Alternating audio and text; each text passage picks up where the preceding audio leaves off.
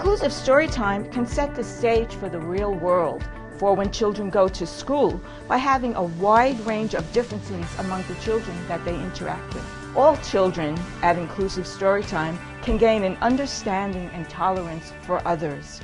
It is also a safe and nurturing environment. Inclusive Storytime was a great experience for me because I saw how wonderful the children were interacting with each other and how the parents were making new friends with other parents who have these children with special needs.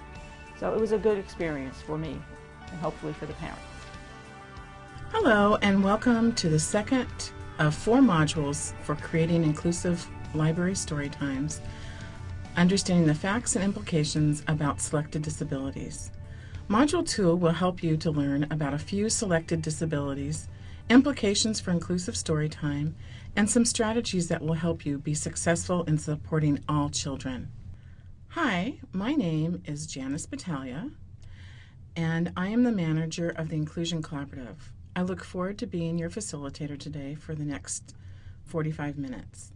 As you may have heard in the previous module, our mission for the Inclusion Collaborative of Santa Clara County is to ensure that all children with disabilities and special needs have equal access to full participation in inclusive learning environments. Santa Clara County understands and actively supports the inclusion of children with special needs and disabilities in our community.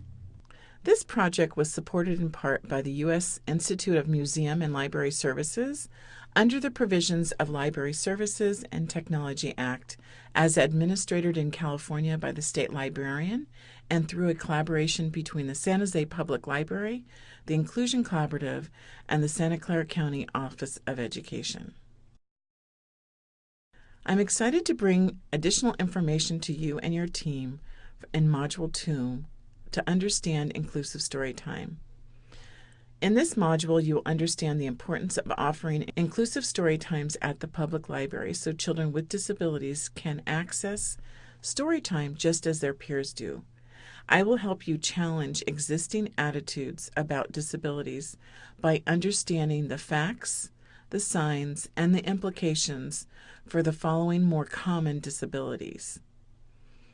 We will talk about autism, speech and language disabilities, attention deficit disorder and attention deficit hyperactivity disorder, known as ADHD, deafness and hard of hearing, physical disabilities, as well as facts, signs, and implications about English learners. Inclusive story times provide an opportunity for children with and without disabilities to interact and learn from each other in a supportive setting. The librarian will provide adaptations and modifications at story time that will encourage children with and without disabilities to interact and participate in story times together. Inclusive story times meet the needs of all children so that they can participate and engage in the same activities as their peers do without disabilities. It is important for both children with disabilities and their families to feel as though they belong at each and every story time. Why? You may ask yourself, why should you do inclusive story time? Well, it's really about social justice, equity, and equal access, just as your library mission states in San Jose. Remember, your attitude and the attitude of your colleagues makes an impact on how you work most effectively with children with and without disabilities and their families. For Module 2, we will focus on these more common disabilities. The majority of children who are in special education under the age of 5 are made eligible in the category of speech and language. The level of incidence of children identified under the category has increased dramatically over the last several years. I will share some of this information with you today.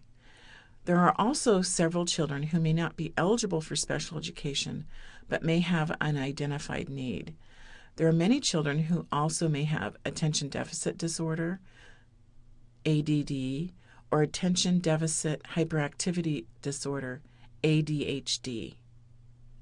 These children are often not diagnosed until later, but may present some challenges when in a small group or a small group learning setting, such as your inclusive story time. I will also share with you information and facts about children who are deaf or hard of hearing and children with physical disabilities. In addition, given the number of children and families who speak a language other than English, although not a disability, supports may be needed to support these children and families in our community as well. In Handout 1 in Module 2 provides additional facts for these disabilities and will give you more information on those disabilities you would like to get more information on. The Center for Disease Control is the website that I retrieved these documents from. That link is on this slide as well at the end of this document under Resources. These were the topics that we were asked to address in this module. I hope they will help you as well. First, we will begin with some facts about children who have a diagnosis of autism or who may not have a diagnosis of autism but present themselves on the autism spectrum. Here are some facts about children with autism. There are types of autism spectrum disorders. There are 3 different types. There's autistic disorder, which is called the classic form of autism.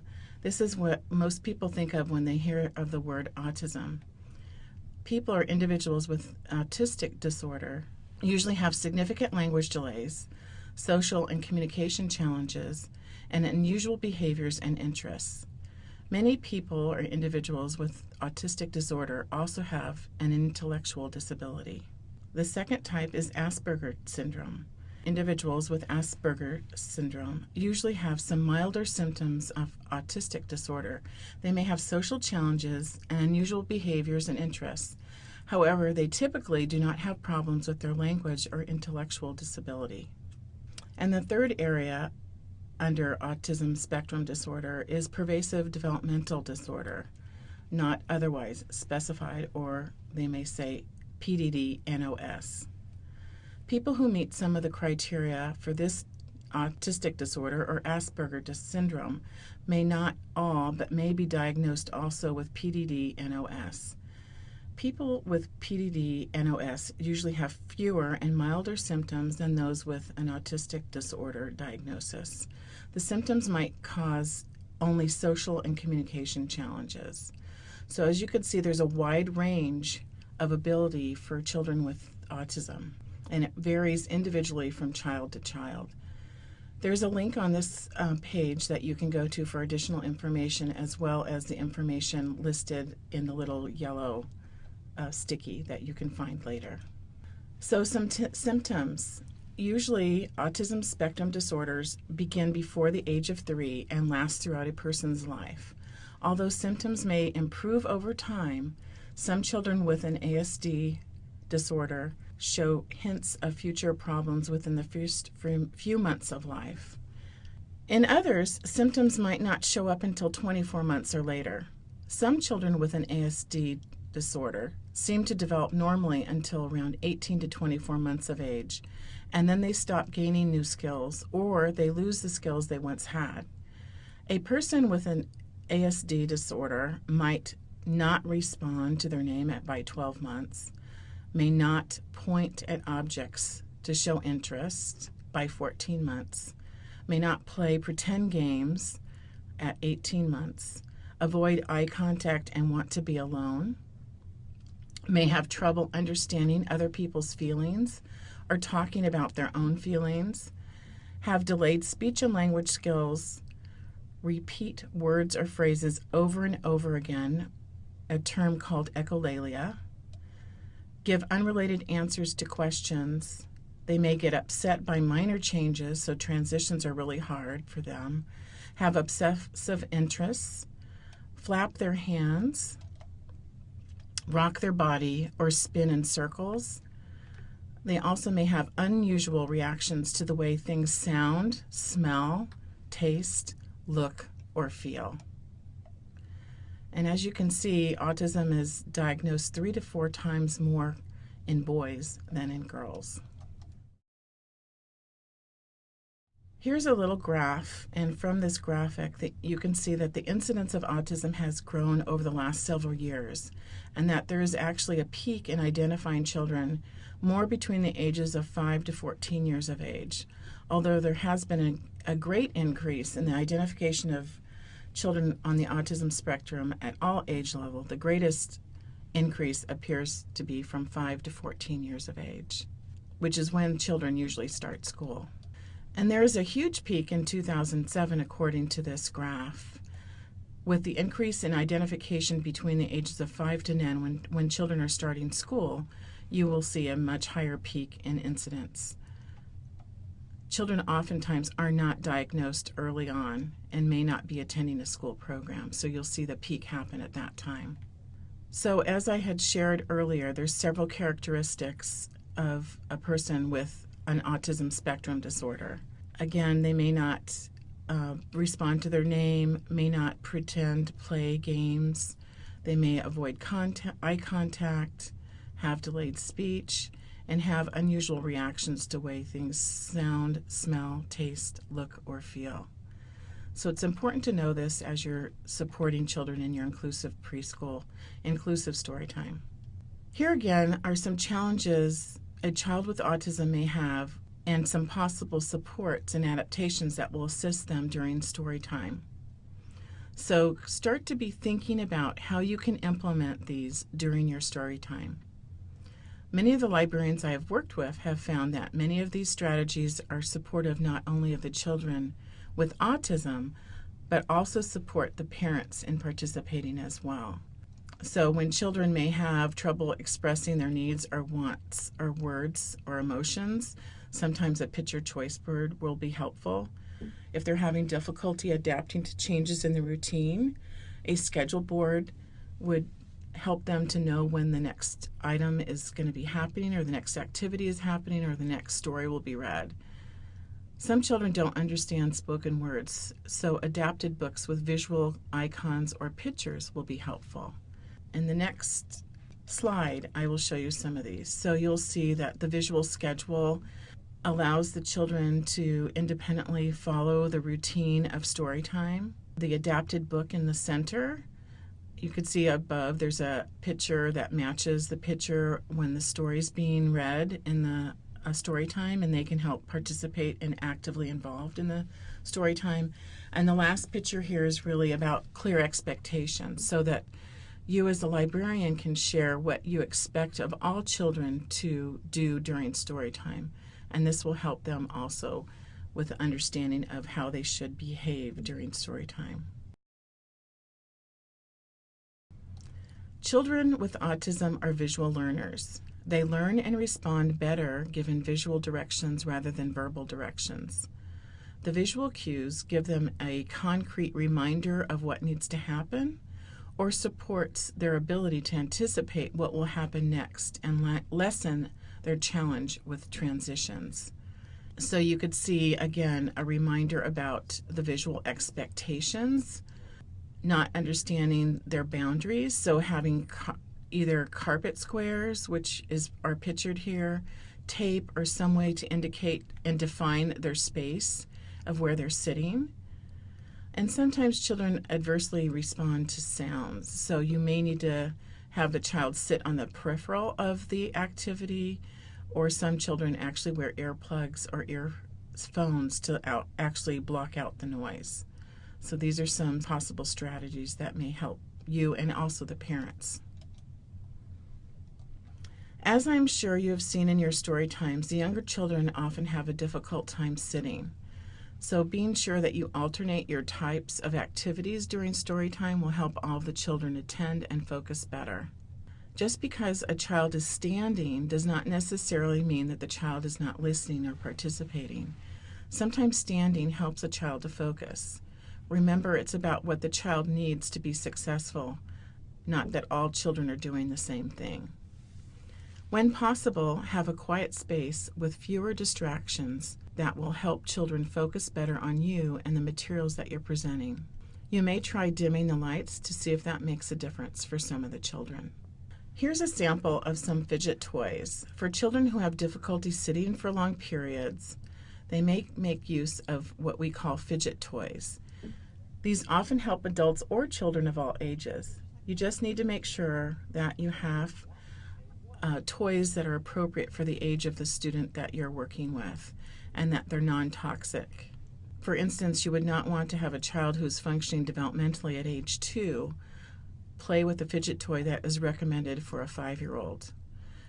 Later in this slideshow, you will get some resources on places where you can be purchasing these items. Communication Diet Steps for Children with Autism, Handout 3A. Here is a resource that you may find helpful to you when working with children with autism in your inclusive story times. These are effective communication tips. Slow down. You want to slow down and move closer, speak to the student directly, and use soft, low, calm, but intelligible tones. Cut out the fat. Use concrete, specific language. Cut out any slang, inferences, sarcasm, exaggerations, and cute but unnecessary plays on words. Children will not understand you. Be specific. Balance the diet. Words alone are not communication. Actively teach the student to understand your body language, your facial expressions, and vocal nuances. Give the student adequate time to digest. Give time. It takes a student with autism longer to process and formulate the proper words to respond to and plan whenever behavior is needed. So slow down and wait for the student to respond, the child to respond before jumping in. Stop. Let the student stop when he or she is full. So sending information past the point when the student is able to adequately absorb may cause the child to blow up or have a behavior challenge, or they may shut down or stop paying attention. These are just some common steps, common communication diet steps for children with autism. This is actually a summary from the 10 things your student with autism wishes you knew. This resource is at the bottom of this slide as well, if you want to get additional information. I found these to be helpful when looking at story times and working with children within the autism spectrum. I hope they're helpful to you as well. Now I'll speak a little bit about children with language disabilities. Children with language disabilities represent about 45% of the children who are identified for services in special education in Santa Clara County for children ages birth to age 8. The other 12 categories in special education represents the remaining 55% of the children in special education. So you can see that children with language disabilities are a large portion of the number of children who are served in special education. There is also a high incidence of English learners that are sometimes made eligible in the area under speech and language or language disabilities. All this is disproportionate with children who are not English learners, meaning that there are more children who are English learners who are categorized in this area. We really have to be careful of that. On pages 12 and 13 of the fact sheets, you will find specific information regarding articulation and the production of sounds and the age levels in which children should acquire these sounds. Someone may think a child is not making all of the correct sounds, but a child may not be expected to make that sound developmentally. In other words, that sound may come in at a later age, and it's okay to wait for that child to develop that sound. Other times, sounds should be expected by the age of that child, and the child may not be understood by others. Then it would be important to share this information with the family. It's important to remember that children who are exposed to another language may also have a quiet period in which they are learning and observing others taking in that new language. So several times during this slideshow, I will be talking about or making sure you understand that learning a second language is not a disability. Children who are learning a second language often acquire language at a different rate than children who are monolingual speaking. Facts about language disabilities. There are several different types of language disabilities. All of these language disabilities would need to be significant in impacting a child's ability to learn in order for them to be considered an actual disability. As you know, all children learn at different rates, and there are a large range of abilities that are considered to be within appropriate ranges for development. So the different types of language disabilities here are stuttering or fluency disorder, problems with the way sounds are formed, which is an articulation or a phonological disorder, pitch, volume, or quality of the voice, or the inability to understand words. So that would be on the receptive language, the child's not understanding what's being said to them. Possible signs of language disability.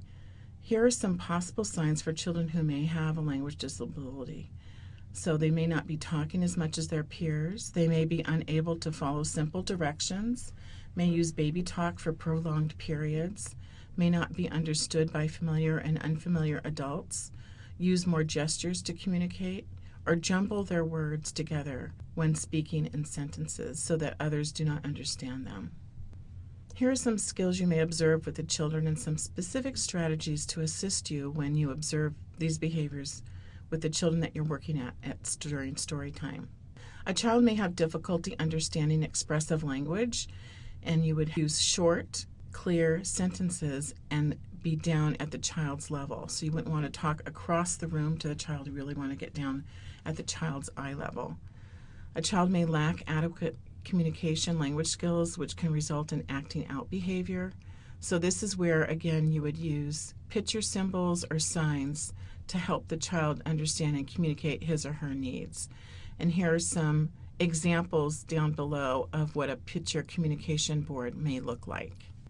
Here are some additional implications for story time. So children who have poor attention, you may use the fidget toys that we talked about earlier. If they have difficulty understanding where their body is in space or relationship to others, again, using carpet squares, and here's some examples of those below of where they could be placed, or actual placemats have been used as well so that children know where to sit and have an area of space in relation to others. They may have difficulty understanding the rules, so then again, visual reminders of story time expectations would be helpful for them. Also, ears are for listening. I might say, gotta listen up, gotta listen carefully. So, we'll need your ears. Children with attention deficit disorder or attention deficit hyperactivity disorder are usually not diagnosed until school age. It does happen earlier, but this is very rare. Usually children with this challenge do not demonstrate learning challenges until later in school. There is a large jump in the eligibility for children with learning disabilities at school age. However, children may present with poor attending skills and high activity levels earlier than school age and may be in your story time group. So many times ADD and ADHD can be managed by a supportive environment and by using some of the strategies that will follow. ADHD and ADD is a common neurobehavioral disorder of childhood.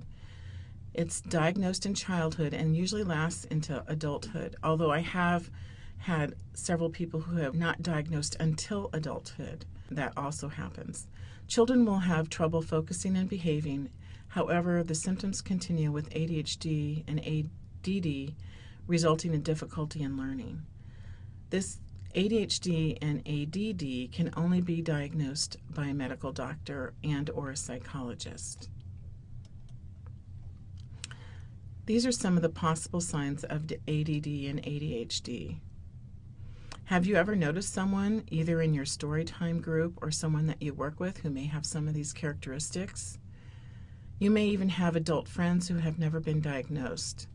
Some adults are diagnosed with this later in life and have found the medication to be very helpful for them to focus and hold down a job or different activities. But you can see that these having children have difficult times paying attention, they're easily distracted, they might be moving constantly, having difficulty staying seated, they may talk too much and interrupt others and not know when to not interrupt, and appear not to be listening. And here's some implications and strategies that you can use during story time to support children in your group who may display some of these behaviors. Remember, this is tricky. You're not diagnosing, you're just using some strategies that support some of the behaviors that you are observing. Sometimes a younger or immature child may display some of these characteristics.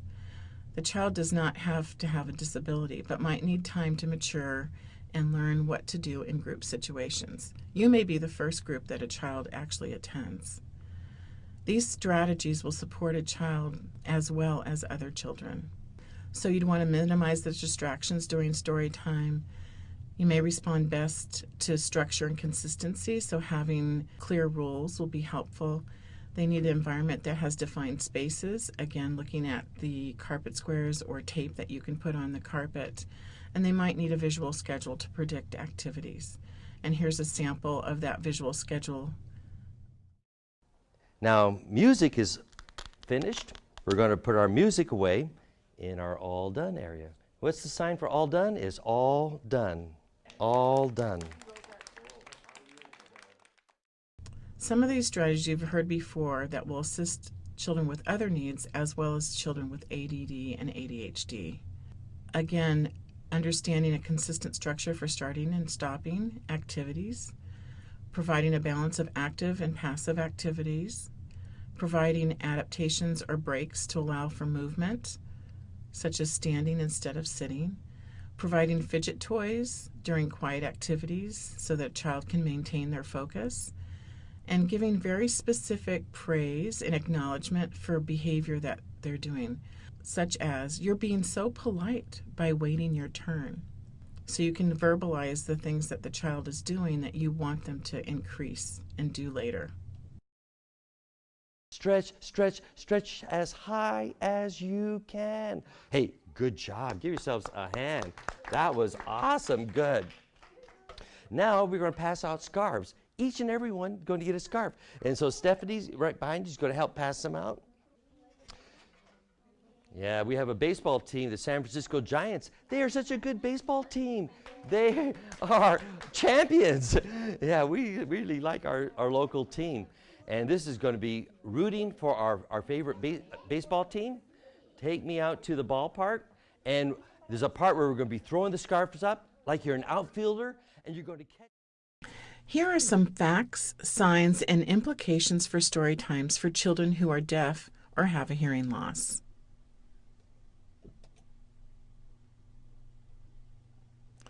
As you can see, this represents the degrees of hearing loss in decibels. I have listed the associated sounds with the decibels so you can more easily understand the implications of how a children might hear related to the decibels. There are many ranges of a hearing loss and deafness. Some individuals may have a hearing loss in one ear but are able to hear with the other ear fine. As you can see, a slight loss is from 16 to 25 decibels. A mild loss is from 26 to 40, and a moderate loss is between 56 to 70. And a severe is between 71 and 90, and profound hearing loss is over 91. If you note and look at the little graph, you'll know that normal speech ranges in the area between 50 and 60 decibels, whereas an alarm clock is at about 80 decibels, and jet engines are about 130 decibels. You could see that's pretty loud. So if you have a student with a profound loss, they're not able to hear very well at all. And so knowing that normal speech is at 50 to 60, it's really important to use some modifications for those children. Next, we're going to look at some possible signs of a hearing loss. Possible signs of a hearing loss are that the children appears not to hear with what is being said. A child may ignore you when you talk. or they may just turn away, or they might lean in towards you to hear. Children also may not turn to sound or the source of a sound from birth to 3 to 4 months, say single words such as dada or mama by a year of age, or turn their head when their name is called. In California, since January of 2008, many more young children are being diagnosed earlier than before because that's when the newborn hearing screening started. So children, prior to being released from the hospital, have their hearing screened, and that's happening at most of our major hospitals in California. Prior to the newborn hearing screening, children were often not diagnosed with a hearing loss until about the age of 18 months to 2 years of age, when children typically begin to talk. So as you can see, many of these signs are for younger children. So you probably, if you have a child with a hearing loss in your inclusive story time, they probably may have a hearing aid, or they may have already been diagnosed. Some children may have what we call a conductive hearing loss, and that's where they have frequent ear infections, where their sound is just muffled in their ears because you have fluid in your ears, so children are not hearing sound. So whenever children have a cold or upper respiratory infection, they may also have an ear infection which will cause their temporary hearing loss. So it's just important to be aware of that. Here are some implications for story time for children who have a hearing loss. Children may have difficulty or may have a need hearing and understanding directions, the story, or your expectations. So some possible supports or adaptations are first and foremost to make sure that the child sits at the front of the room or the front where you present the story time activities. Face or stand in front of the child at the child's level so your mouth is visible to the child. And then use visual cues, sign language, some simple sign language, gestures, or pictures. If you need to get a child's attention, you may need to tap the child on their shoulder to get their attention. So these are some things that you can do at story time. Now we will discuss facts and implications for children who have a physical disability. Physical disabilities are usually a result of a disease or disorder related to the bones, joints, or muscles. A common cause of a physical disability is cerebral palsy. Approximately 8,000 infants are diagnosed with cerebral palsy each year, which may be caused by an accident, birth trauma, or other lack of oxygen to the part of the brain that relates to their muscles. There are many other causes of physical disabilities. One other more common cause of physical disabilities is Duchenne muscular dystrophy, which usually has a later onset. Children with this dystrophy usually are not diagnosed until about 3 to 6 years of age, and this is caused by a low amount of protein called dystrophin. If you would like additional information, please go to handout 1 with the fact sheets. And there are specific information for both children with cerebral palsy and Duchenne muscular dystrophy in this handout. Possible signs. Here are some of the possible signs of a physical disability that you may see. Some of this would not be observed during a story time, but may be reported to you by a parent. You may see asymmetry in their use of their hands, arms, or legs. They may use one side better than the other. A child may have difficulty controlling any or all body parts. You may see some shakiness or instability in their using their body parts. They may have inability or limited ability to speak, crawl, walk, write, or physically perform most developmental tasks that children of their age would typically be doing. You may also see some frequent falling, tripping, and very poor balance. These are some possible signs that you may see if a child has a physical disability. Here are some implications for story time. A child may have difficulty maneuvering their body, their wheelchair, or their walker. So you need to make sure that there is space for the wheelchair equipment and their body in space. So you need to make sure that there's a pathway for them to walk or to maneuver their chair in.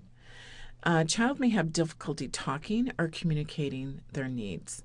And this is, again, where you would use some visual supports to support that child with pictures so that they can communicate their needs and also interact with the books, understanding the visual schedule, the expectations, and participating in when you're reading a book. Physical disability. Do you know what the space allowance is needed for a wheelchair to move around in a library? Well, you need 32 to 36 inches. There needs to be aisles and doorways, a minimum of that space, so 32 to 36 inches. So if you have a child or an adult that is using a wheelchair, you need to make sure that the aisles are cleared and they have that space. And did you know what the space is needed for a wheelchair to make a 180-degree turn? Well, they actually need 5 feet or 60 inches. So this would mean in order to have accessibility in the restroom or the space around the library and story time, you need to make sure in order for a person to be able to turn their wheelchair, they need a 5 feet diameter. So think about that as you're planning your space in your library in order to have accessibility for individuals with physical disabilities. So now I'll talk a little bit about children who are English language learners. The number of children in our county who are English language learners continues to grow annually. This is an ever-growing population across the United States. So we have many children coming in who are learning English for the very first time. These are some amazing facts that will affect your work in the library as your customers' demographics continue to change. One needs to understand the time it takes for children who are English language learners to speak fluently the new language that they're learning. So by 2030, over 40% of the entire school population of students will be English learners. That's an amazing statistic. It takes 2 years in ideal situations for an English learner to speak everyday language that occurs between conversational partners. And it takes 5 to 7 years under ideal conditions for English learner to develop to a level commensurate with that of native speakers. So we're talking a long time in developing language, and I think this is one of the reasons why children who are English language learners are actually sometimes being misdiagnosed as having a language disability when they're really on the continuum of learning English. Here are some facts about English language learners, and there are actually 5 stages of development for English language learners, and each stage represents a different developmental progression as well as identified skills that you may observe during your story times. If you have larger groups, it may be more difficult to observe some of these skills. But the first stage is actually home language use. The child will use home language but usually stops as other children don't understand them, so they stop using their home language. Stage 2 is the nonverbal period. This is when children are actually listening, and it's actually a silent period. So you think that maybe they don't have language, but they really are just listening to all the different words and they're learning language at this time. And this can last up to 4 months. They usually communicate more non-verbally, might use gestures or facial expressions to communicate their needs and wants and feelings. In stage 3, you might hear more telegraphic speech, and this is speaking using whole or memorized phrases that they may hear people say or they may hear on TV. This is also a time that they may mix languages, mispronounce words, and also confuse the sound system. So they may use some of the sounds from their home language and pair it with sounds from the language that they're learning. So that is stage 3. Stage 4 is productive language use. Children start talking, creating their own phrases and sentences. which may include some of the memorized phrases that they used during the telegraphic period. And they also communicate with others who speak the second language, so they're getting more comfortable in their new language that they have acquired. Stage 5 is competent language use. So this is their increased accuracy in speaking correctly in their new language, and they use correct vocabulary, grammar, and pronunciation. The 5 stages of development of English language learners are often referred to the invisible minority. Remember, it can take 2 to 7 years for a person to be a confident speaker in their new language. So if you have any question about a child's language development, it'd be important to ask and talk to the parent to see if they're talking in their native language at home. So here are some possible signs for English language learners.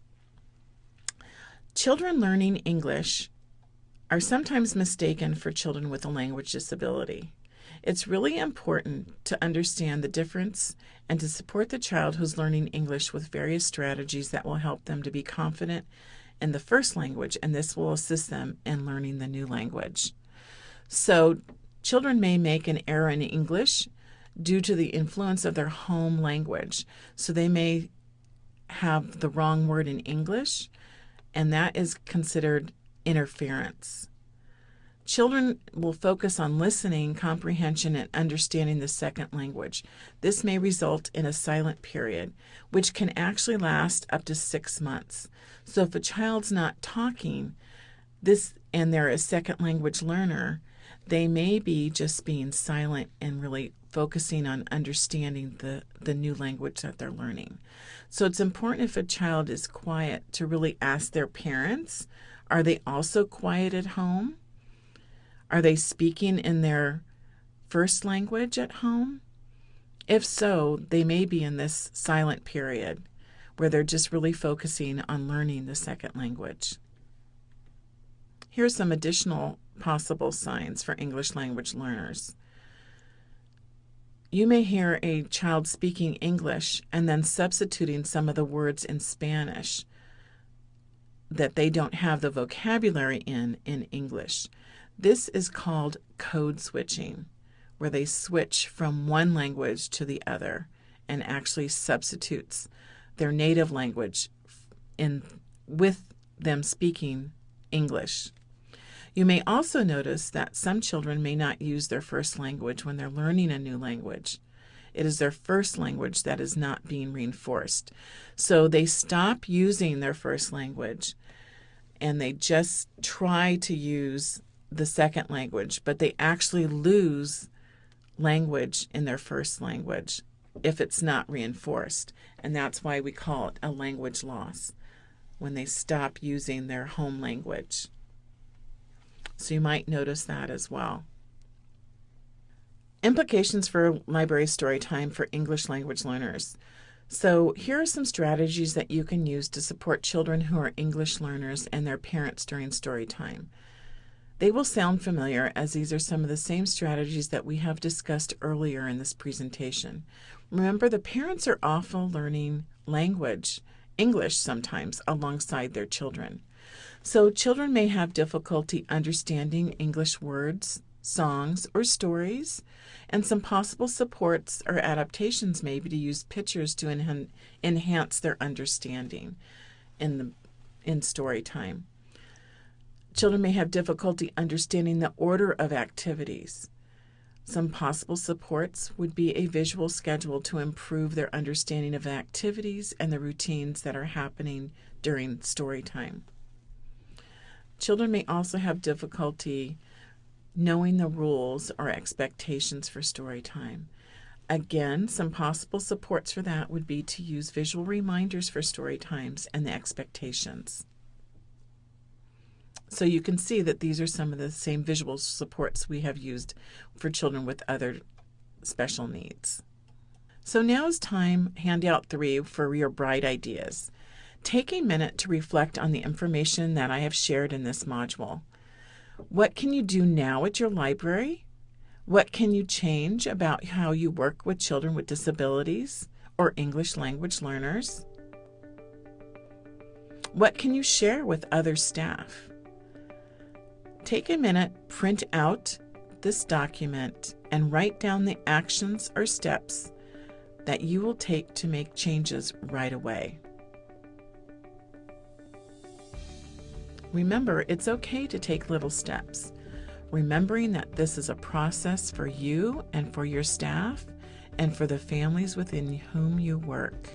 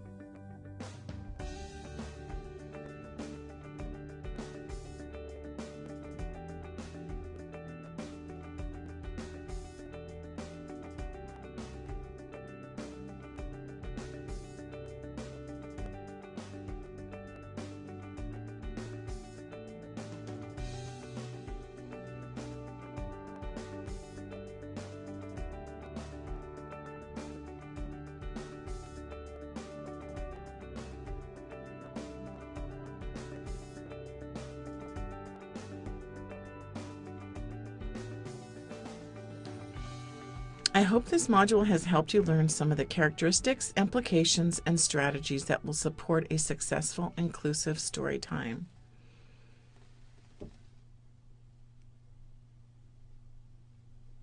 The next module, Module 3, will focus on adaptations and modifications and how you can create them at your own story time.